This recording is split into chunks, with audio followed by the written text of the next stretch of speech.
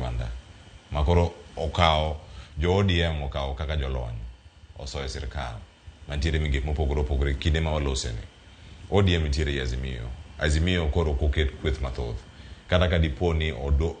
oduogi mana kama ne gintiere kacha kod speaker mano Moses Wetangula kata kod ok nitie burano mano mane do golo ng'eto margi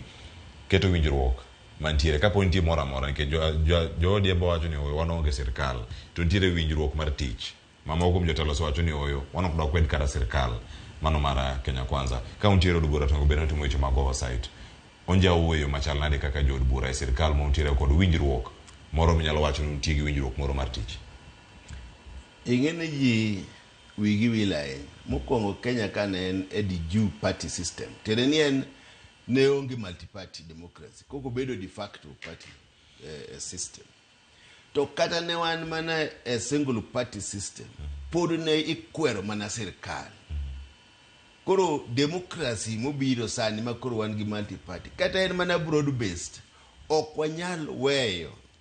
role marwa mar timo oversight e sirkal asebedo kabiro ka to gipenjo mupenja to asika nyiso mana ni wan kaka jood bura mag ODM pod watimo mana role wa mag oversight e sirkal ka en mana ni koro jowa moko ne jogi oneno ka sirkandgi ni